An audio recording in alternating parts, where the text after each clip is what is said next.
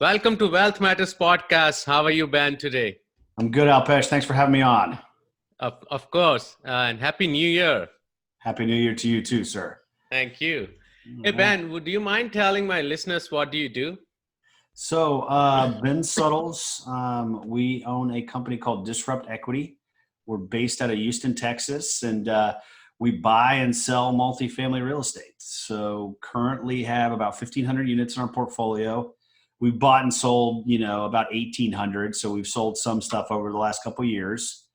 Mainly in Georgia and in Texas is where our portfolio holdings are, and Awesome. looking to try to get into Florida in 2020. And we're still buyers in the market, but we're being a little bit more cautious as people should be. We're probably kind Of of closer to course. the peak, if not already at the peak in the Right. market.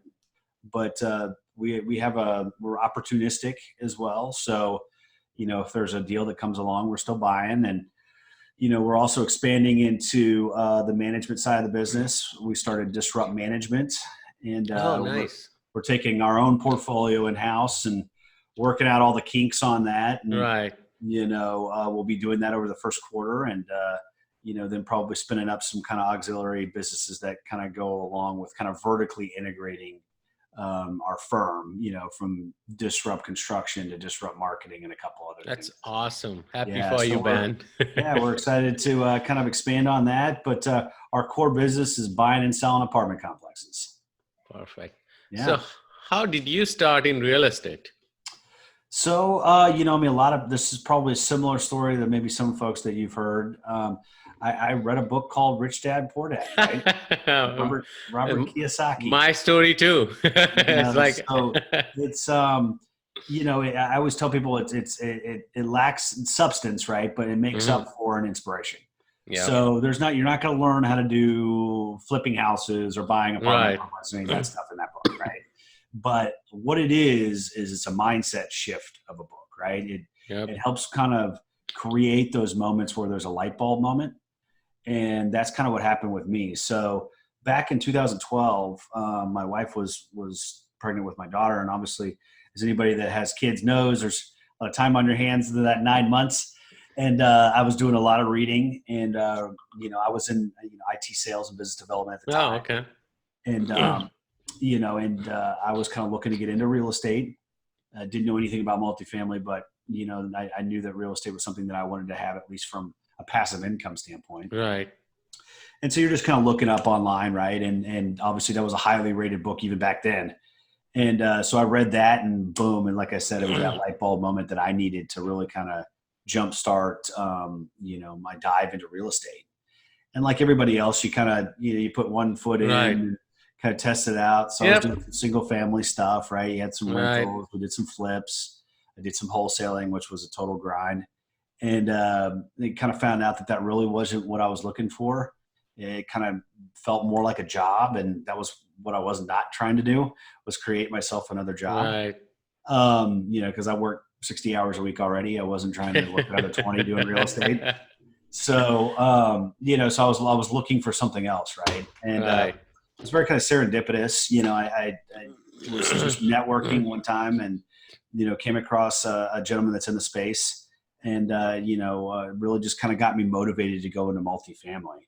So, got into his group, and kind of just went all in, right? Burned the ships. Figured out that was kind of what I wanted to do. Networked, talked to Yep. brokers, made offers, did the whole thing, right? And Nice. ended up getting my first deal within that group.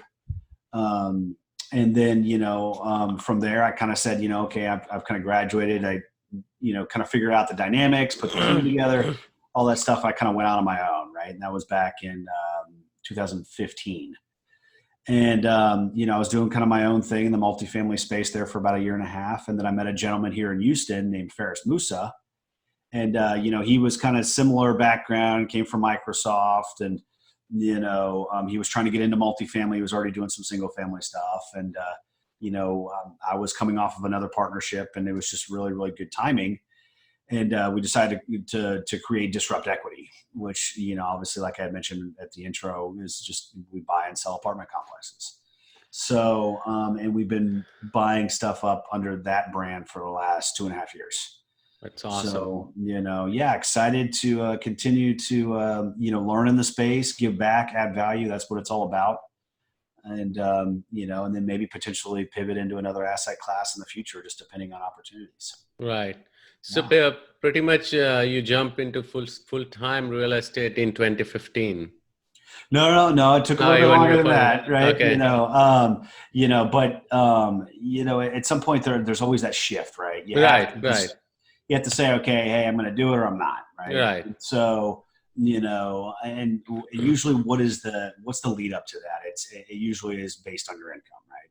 Mm-hmm. So you have to build up, and being a sales guy, I did all right for myself, and I think that I had to feel comfortable that I was even above that. Right.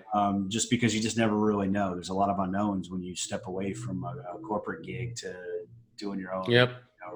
real estate stuff. So, so yeah, it took a little bit longer to do that than, but it's exciting and, like I said, continue to learn in the space and give back. And, that's what it's all about, right? Oh, that's awesome. So today we want to discuss about how to analyze and underwrite a multifamily investment. Okay. So would you please define what is underwriting? Okay, so underwriting, yeah, and I'll throw around terms, so stop me, Alpesh, if I kind of get too far in the weeds here on some of this stuff. Sure. So underwriting is essentially you are looking over the financials of the property, right? So let's just use multifamily, right? Your listeners might have different. Yeah, and we want to talk about multifamily. But we're going to talk multifamily. So multifamily, it's a business, right? We're buying businesses, so a business should have financial statements, right? Right. So you are reviewing the financial statements, looking for things that you feel you can improve, adjust, or maybe make better in the future, right? With your own style of management, your infusion of capital into the business, what can you do to juice the returns, right? Or make this business more profitable. Right. And so underwriting is essentially you're taking, the T12, right. which is trailing 12, P&L, profit and loss, income statement, right? And then you're projecting out usually 1 to 5 years. Sometimes we'll go out to 7, but really what I tell people is anything beyond maybe 18 months to 24 months is really, really a thumb in the air, right? And that's why you try to be conservative with your underwriting, but you're taking, line by line and saying, okay, if rents are here, if I put $1 million in the property, can I bump rents to this? Right. Or if I replace, 100% of the HVAC, can I get that expense line item down? Right. Right. So you're building your business plan while also kind of building out your investor projections and what the returns are going to look like through this process of underwriting. Right. And it's really, it's not as complex as people make it out to be. You just have to be familiar with financial statements. Right. I think that's where a lot of people get tripped up. They don't even know what they're looking at. Right. And they also don't know what needs to be above the line and what needs to be below the line, and the line being net operating income. Yeah. I was going to say that. What do you mean by above the line and below the line? So, there's going to be certain things that you're going to say, okay, that's a capital expense, right? So what does that mean? That means that's a one-time thing. And let me give people an example. Right. That's CapEx. Right? So you're looking at a T12, right? And you see this big, hit $50,000 to replace a roof, right? Well, they didn't they had that above the line. Well, guess what? In my adjustments, that should be below the line. That's a one-time expense. Okay. You're not paying $50,000 not every year, roof every month, right? Yeah. You're doing that maybe once every 10 years. Okay. And so that's a one-time thing. And so that should be adjusted below the line, which in that case would make the deal look more profitable. And you're buying it at a better cap rate, right? Most of the time it's the other way around. Yes. They're going to try to capitalize. most of the time they're going to try to capitalize things that they shouldn't capitalize. Right. Just in an effort to make the deal look more profitable. Yeah. And then you also, while you're doing your projections and you're doing your underwriting, you have to make those adjustments as well. Right. To give your listeners an example of that, right? There might be, a consistent line item of paint, right? Yeah, okay. Well, paint is really not a capital expense, right? That's just a regular operating expense. Right. Yeah, because whenever there is turnover, you'll have that line item pretty much. Or anyone. I am To this day, I've never seen a T12 that looks the same, but even within the same ownership. Oh, yes, right? yes. They're all different. It all depends on what the asset manager and the property manager want to do in terms of how they position the financials, their chart of accounts. But, you'll see all kinds of wonky stuff from insurance and other stuff that really should be an operating expense. And so you have to adjust that up. What does that all mean, right? So at the end of the day, you've got your net operating income, then you'll have some capital expenses, right? There's always something during the year that you have to account for. And then you've got free cash flow, right? This is the bottom line number. That is the money that you can pay out to yourself and your investors if you're syndicating, right? Not everybody syndicates, but if you do, you have investors. And that is the money that you can actually distribute out. That is what I'm trying to get to, and that is what our investor returns are based off of. Okay. Right? So ultimately, I am trying to say, okay, if I underwrite this deal conservatively, and when I mean conservative, I'm not coming in there and saying, oh, I can increase rents $500 across the board, and I can get expenses down from $1 million to $500,000. Yep. That's being completely unrealistic and way too aggressive. Right. So there's rules of thumb, then it's too much of the getting in the weeds to do that on this podcast. But there's rules of thumb that I follow to make those adjustments. And at the end of the day, if that net free cash flow number hits the investor returns that I need to have from a syndication standpoint, then I pursue the deal. Right. Okay. And so in the most simplistic way, that's what underwriting is. I'm trying to get to, does this deal make sense from an investment standpoint?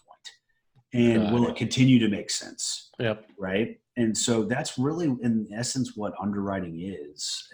But like I said, the one thing is you can always do projections. There's rules of thumbs that you have to learn, and that comes with experience, or maybe you get yourself a mentor or somebody that's going to guide you on that. Right. But the first thing that people need to understand is how to read financial statements.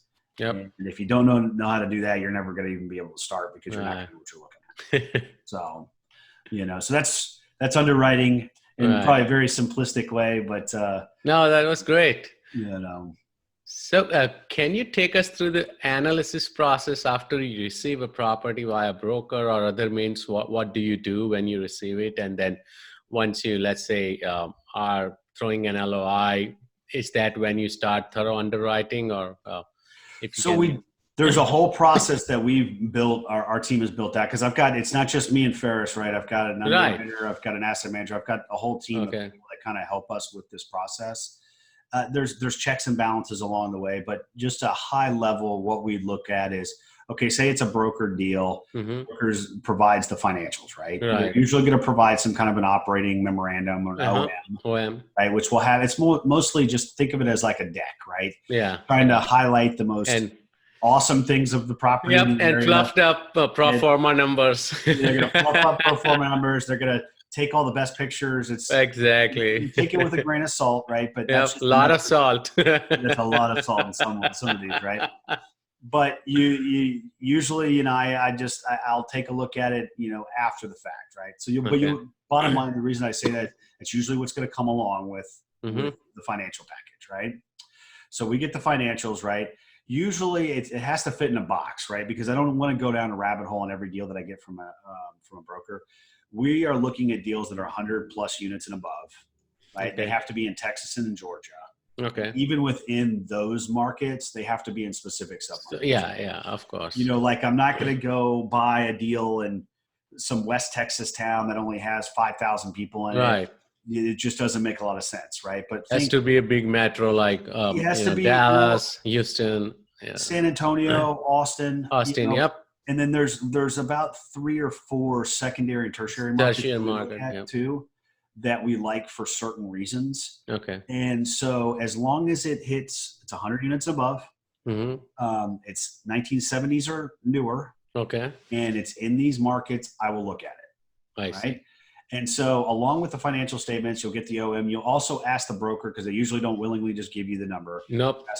What's the ask price? So that's essentially, what is the seller looking to get out of this property or out of this business that we're buying from them, right? And so they'll usually give you that, right? Because people are always like, oh, they didn't give me what it is. It's because you got to ask, right? They're never going to just put it out there on any kind of marketing document, because that pigeonholes them into that number, when maybe the market dictates some of this too, right?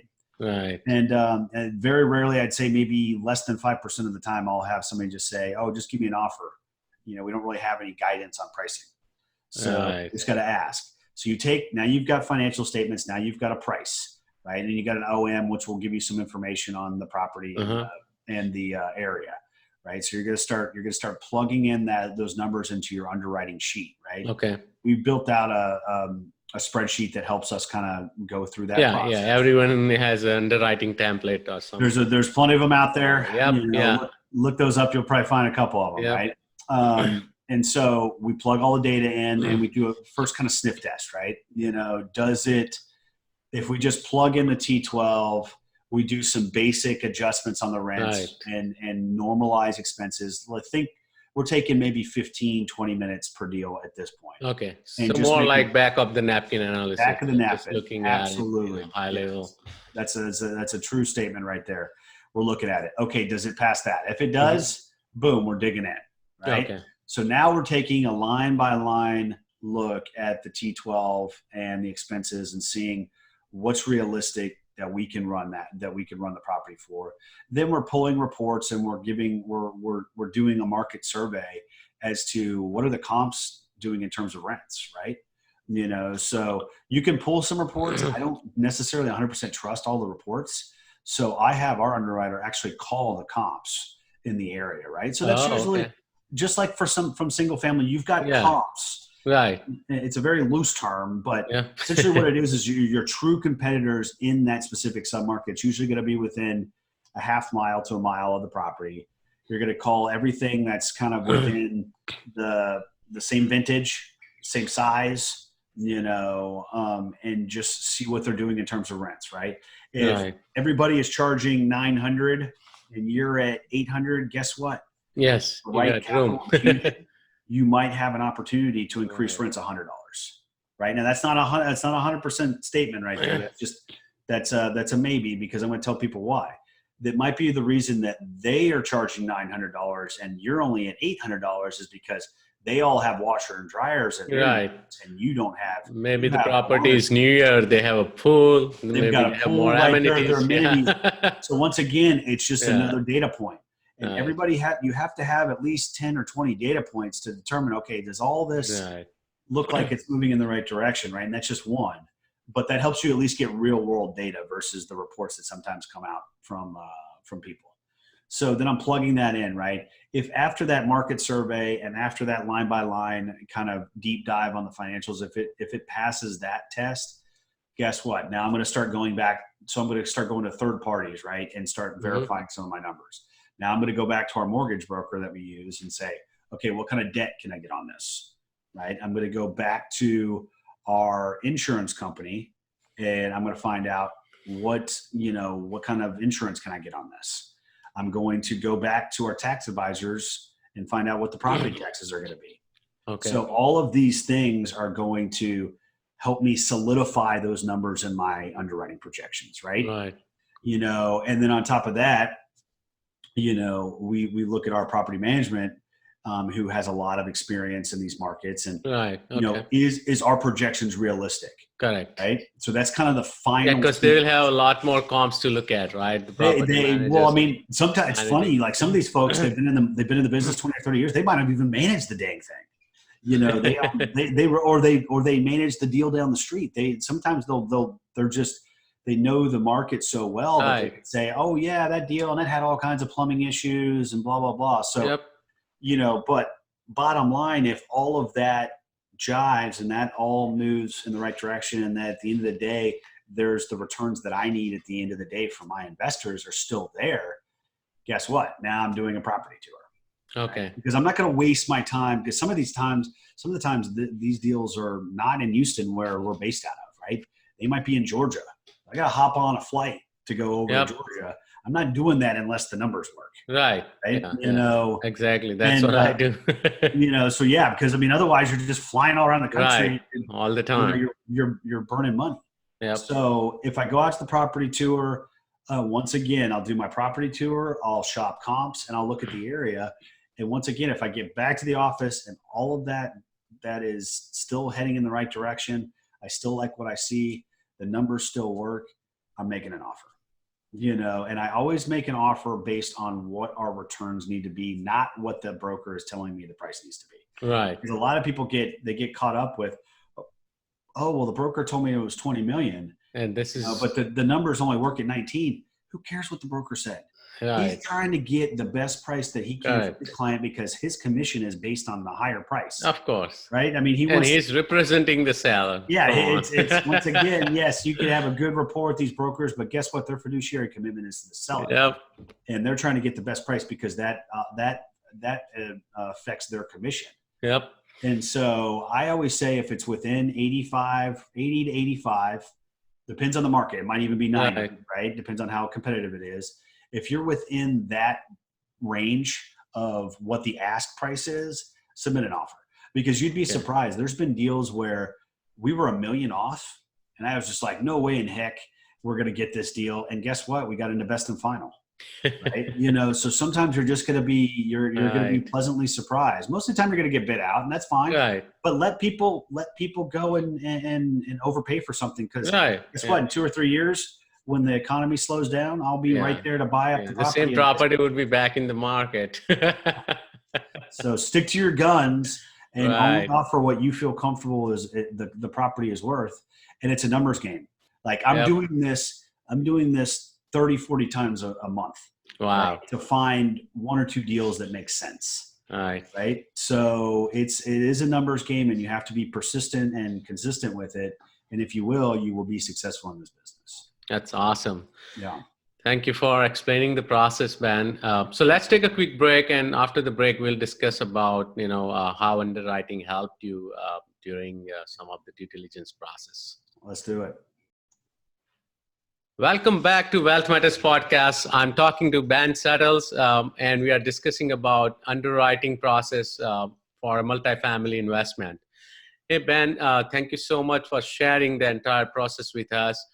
Can you share an example or two when underwriting showed huge cracks in pro forma numbers? And I'm pretty sure that all the time you see that, but I want to see some examples. So, some examples that your listeners can be looking for when they're looking at the OM. Once again, like we talked about earlier, you have to take the OM with a grain of salt. It's prepared by the broker. The broker represents the seller. They're going to shine the best light on the property that they can. Right? A lot of times what I'll see is them being overly aggressive with the rent pops.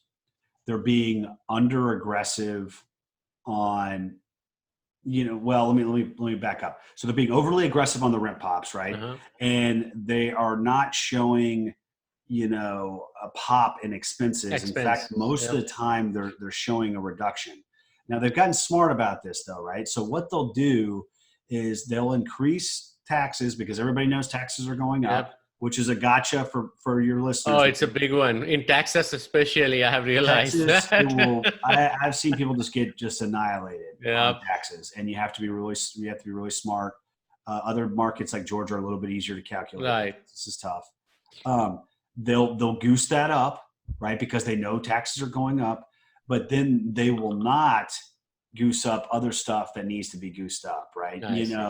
Like there's certain things like you have to be aware of who you're buying the property from, right? So if you're buying from a bigger firm and say they've got $1 billion in assets, guess what? Across the board, their expenses are probably going to be less than ours, right? You want to know why? Because they're going to get better insurance. Right. They probably have in-house property management that's running a very, very lean ship and gets very, very good prices on stuff. All of this stuff might not be how you operate it, right? So a lot of people will say, okay, they're paying $50,000. The broker will keep it at $50,000 for insurance, right? But then you'll get along in the process thinking that you're going to get your quote back and it's going to be $50,000, and guess what? It's $90,000. Well, that $40,000 change in expenses can literally blow your deal up. Yeah, and I had that happen as well. I'm glad that you brought up insurance because I have had that happen where I bought a small multifamily in Birmingham, Alabama, and the insurance, the current or the previous owner was paying was like $5,000, and when I got the quotes from all over, the list was $9,000. so I'm like, oh, now the deal doesn't work. 2x, right? I mean, and it really can be that bad. and you'll see not only sometimes does it have to do with purchasing power, but it also might just be like, who knows, right? Maybe they just had a claim last year, right? And they haven't come up for renewal. So you're basing all of your stuff on an old insurance number. But now, regardless, nobody's going to reinsure it in the new year because it's already had a claim recently for more than that, right? So your insurance broker should help you. But these are the types of things that, once again, the broker will goose up the taxes because everybody knows that that's going to go up, right? But everything else, they usually don't. And the other thing that they don't really bake into what because some people will put returns in there. Oh, 10% cash on cash, and IRR is going to be 19 or 20%. Well, what they're doing, they're not putting any rehab in there. They're not really looking at it from an investor's perspective. It's just a straight, line item down to, an NOI number, and then they're basing cash on cash from that, right? They're not putting any CapEx in there. So their real net free cash flow number is usually inflated. And then they're basing, cash on cash returns and IRR on that. And then they're also being highly aggressive on what the exit cap's going to be, right? Right. So you could potentially sell it for in the future. Yeah. Right. They're saying, oh, okay, right now it's 5.5, in the future you can sell it at 5.5. I just don't buy that. Right. Yeah. There's a lot of debate in the market, right, about where are cap rates going. Right. So, they're certainly not getting lower. I'll tell you that. They're already probably about as low as they're going to get. Even we try to be conservative and take it up at least 15 to 20 basis points per year. 15 to 20. Right? Okay. Yeah. Because you want to have at least 100. At least 100 bips on a 5-year hold, right? Yep. This is essentially the rule of thumb. Correct. And so a lot of that is what the brokers are doing. So their numbers. So if you're just basing, I'm going to take what the broker's telling me. God, every deal is going to look great. Even the really bad deals, they are going to massage the data and the numbers and shine the light on the best parts of the deal to make it look great. And people are going to get burned, but people are buying on that. They're buying on that. And then those are the people that are going to get hurt. And, even with conservative underwriting, you can still get hurt. So, if you're taking the broker's numbers, you're really going to get in a world of hurt very quickly because it's not going to be reality. Nope. So, but that's some of the stuff that I see, that on the broker's OM of things that they goose up or they don't goose up that make it a little better. That's awesome. So what are some of the gotchas during underwriting? So we touched on a huge one, right? Which is taxes and insurance are probably the two biggest things that people need to take a look at, right? I think another thing that people try to do is they say, okay, I'm going to put low flow toilets in, I'm going to do LEDs, and I'm going to do all this stuff. So I'm going to get utilities down. Well, what really ends up happening is that, maybe you'll get a little bit of reduction, but you're not going to get 20%. And that's why Fannie Mae really killed off the green program. They really weren't getting the return on the investment that they expected they were going to get. And trust me, I have 3 green program deals, which is essentially Fannie Mae, which is a government-backed, right? They buy up all the paper from all the lenders, right? Right. Back at it from a risk perspective. They have incentivized, or they did incentivize operators to go out and retrofit these older properties with energy efficient stuff, right? Think low flow toilets, LEDs, everything, right? And in order to do that, they would give you a break on your interest rate, give you more leverage, do some stuff that really incentivized us to do it, right? Well, what ended up happening in the reality of that was that we weren't getting 20% reductions, right? And we all thought that it might work, right? That's why everybody went down that route. It wasn't just about leverage. I think we were all wanting to do the right thing. And hey, if I can reduce my utility spend by 20%, that's quite. Why not? That starts making deals work. And I was really only reducing it by about 5, maybe 10% on average. Oh, wow. And so, you have to be really careful on what your expectation of getting your utilities down at the same time, right? Even if you put a chunk of money into it, it's just not going to move the needle all that much. So those are some gotchas too.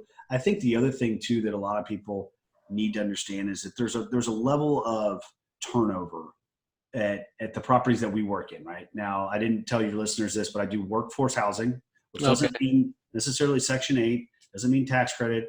It just means that they're affordable, right? So think Class C, Class B, 70s and 80s product. That's what we buy, right? You know, what ends up happening though is when you start infusing money into the property, you're trying to execute your business plan, you're increasing rents. Guess what? People are going to get behind. They can't afford it. They can't afford it, right? Yeah. And you're going to get bit. They're just going to hit. They're going to stay in the property for as long as they can without paying rent. You got to get them out. Usually the units are going to be trashed out. Yep. And so now you're not getting your renewals like you thought. You're also now working on, you know, units that are completely trashed out that you weren't expecting to have to upgrade. And all of that slows down your business plan, right? Because now year one is really more like year two. Yep. Because you're repositioning and the turnover that you're having to deal with is really slowing down the increase in revenue that you're trying to accomplish and just trying to get through your business plan, right? And so I think that's a very, very big gotcha for people because people understand taxes. Oh, taxes are going up. Yes, okay, that's easy. Yep. This is a little bit harder for people to wrap their heads around what's going to happen here. And sometimes you really don't know what you don't know until you get in, right? Nope. Like all you can do is be conservative with, hey, my occupancy is probably going to dip, right? So say, for example, it's at 95% today. Year one, you might be operating it on an average at 90. And people are going to be like, why do you think that the occupancy is going to go down? Or you're not going to be able to operate it as good? That's not the case, right?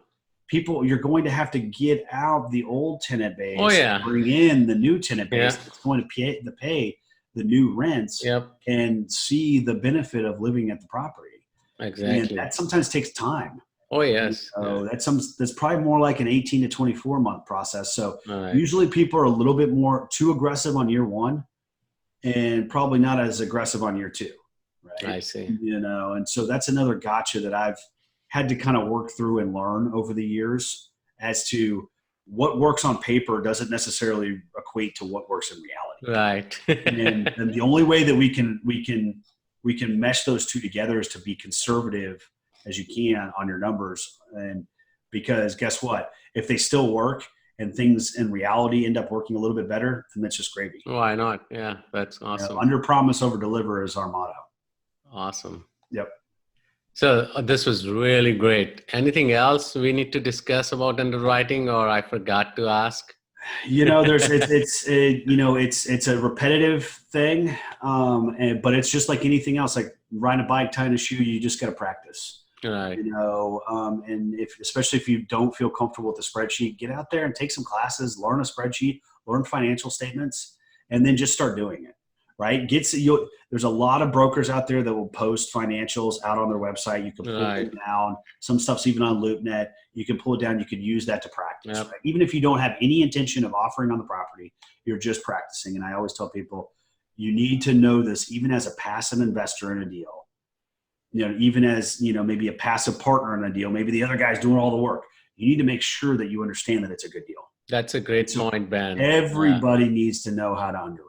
That's a great point. And especially as a passive investor, and I have invested as passive investor, and I couldn't believe that one of those syndicated lost money. But, you know, if I would have done my own due diligence, if I would have understood the statements, that, you know, it would have been a different story, right? So sure. I think that's a great point. Thank you so much, Ben. I really appreciate it. How can my listeners reach out to you? Yeah, I always like to talk shop, as people can obviously tell. They can reach me at ben@disruptequity.com, or you can check us out at www.disruptequity.com. Perfect. And I'll put that in the show notes as well. All right. Thank you, Ben, and have a great weekend. Thanks, Alpesh. Appreciate it, sir.